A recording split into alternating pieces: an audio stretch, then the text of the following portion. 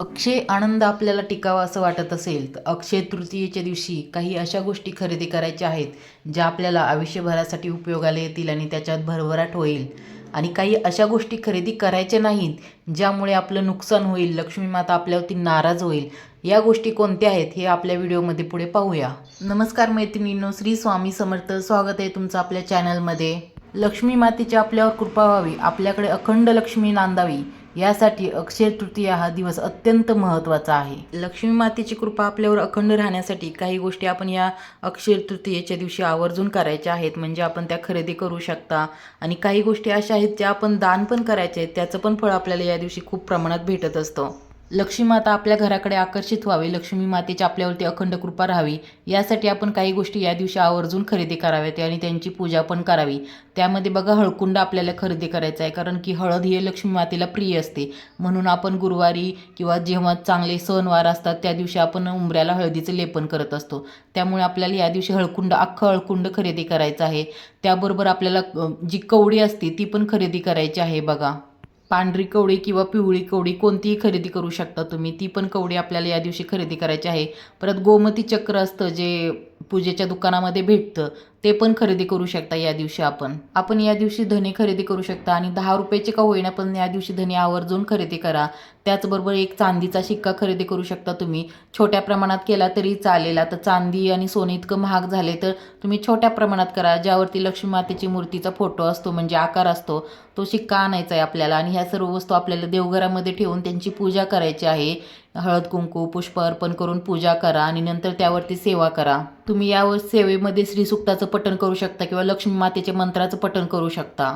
तुम्ही लक्ष्मी गायत्री मंत्र पठण करू शकता, विष्णू गायत्री मंत्राचं पठण करू शकता. आणि या वस्तू ज्या आहेत, आपण ज्यांची पूजा करणार आहोत त्या वस्तू ज्या लक्ष्मी मातेला अतिशय प्रिय आहेत, त्यामुळे तुम्ही या वस्तू तुमच्या कपाटामध्ये ठेवू शकता पुढच्या 1 वर्षासाठी सुद्धा. या वस्तू कपाटात ठेवल्यामुळे आपली आर्थिक प्रगती होणार आहे, कारण आपण या वस्तूंवरती सेवा केलेली आहे लक्ष्मी मातेची. त्यामुळे या अक्षय तृतीयेला जर आपण सोने चांदी नाही खरेदी करू शकलो तर पुढच्या अक्षय तृतीयेला खरेदी करू शकतो. त्या दिवशी आपण झाडूची पण पूजा करायची आहे. बघा, छोटीशी सिरई आणून तिची पण आपल्याला पूजा करायची आहे, कारण ती पण लक्ष्मी स्वरूप असते. त्यामुळे त्याची पण आवर्जून पूजा केली जाते अक्षय तृतीयेच्या दिवशी. या दिवशी आपण आवर्जून दान धर्म पण करावा. बघा, एखादा जर कोणी गरीब अडलेला असेल तर त्याला मदत पण करावी. आता दान काय करू शकतो तर तुम्ही खायच्या वस्तू, अन्नधान्याच्या वस्तू दान करू शकता आणि गरीब व्यक्तीला दान करायचे आहेत. गरजूसाठी दान करायचं असतं आपल्याला. आणि जर तुम्हाला गरीब व्यक्ती नाही भेटली या दिवशी कोणाला दान करावं, तर तुम्ही असं करू शकता की पक्ष्यांसाठी तुम्ही कुठेतरी थोडंसं तांदूळ वगैरे दान करू शकता किंवा टाकू शकता, ज्याच्यामुळे ते पक्ष्यांना दान केलेलं पुण्य छान भेटेल. आणि असं कुठंच नाही की फक्त माणसांसाठी दान करायचे, आपण प्राण्यांसाठी पक्ष्यांसाठी पण दान करू शकतो. असा उन्हाळ्याचा कडाका आहे आता आणि त्यामुळे जर आपण एखादं मातीचं वगैरे भांडं दान केलं जेणेकरून त्यामध्ये पाणी भरून ते पक्ष्यांना वगैरे किंवा प्राण्यांना पिता येईल, असं पण दान करू शकता तुम्ही. अक्षय तृतीयेच्या दिवशी पाणी दान करण्याला खूप महत्त्व आहे. त्यामुळे जर तुम्हाला शक्य असेल तर असं तुम्ही एखादं भांडं वगैरे पाण्याने भरलेलं त्या दिवशी दान केलं तर त्याचं पुण्य तुम्हाला खूप प्रमाणात भेटणार आहे. त्याचबरोबर आपल्याला या दिवशी काही गोष्टी करायच्या आहेत. बघा, आपल्याला या दिवशी लवकर उठायचं आहे आणि आपलं देवघर वगैरे पूर्ण स्वच्छ करून घ्यायचं आहे. देव वगैरे स्वच्छ, त्यांना अभिषेक करून पूजा करायची आहे. या दिवशी लक्ष्मी मातेची आणि भगवान विष्णूंची सेवा करण्याला खूप महत्त्व आहे. त्यामुळे आपल्याला ती पण सेवा करायची आहे, पूजा मांडणी करायची आहे. त्याचबरोबर आपल्याला पितरांची पण सेवा करायची आहे. खूप कामं असणार आहेत, खूप सेवा असणार आहेत, पण तरी पण तुम्ही छोटीशी का होईना अंगणामध्ये रांगोळी आवर्जून काढा या दिवशी. त्याचबरोबर काही गोष्टी ज्या आहेत त्या आपल्याला या दिवशी टाळायच्या आहेत, करायच्या नाही आहेत. आपण जर कुठे शॉपिंगला गेलो या दिवशी, आपण तर खरेदी करतोच, काही ना काहीतरी खरेदी होतीच प्रत्येकाची, छोटी मोठी. तर या दिवशी आपण जर खरेदीला गेलो आणि आपण कुठे काही खरेदी करताना आपल्याला एक गोष्ट लक्षात ठेवायची आहे की चांबड्याची या दिवशी खरेदी काय करायची नाही. म्हणजे पर्स म्हणा किंवा चप्पल म्हणा, या गोष्टी खरेदी करायच्या नाही आपल्याला. अक्षय तृतीय ह्या 3.5 मुहूर्तापैकी एक मुहूर्त आहे आणि या मुहूर्तावरती आपल्याला खरेदी करताना चांगल्या गोष्टींची खरेदी करायची आहे.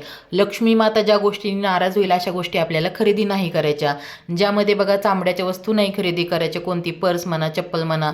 दुसरं आहे की काळ्या रंगाचे कपडे वगैरे खरेदी नाही करायचे या दिवशी.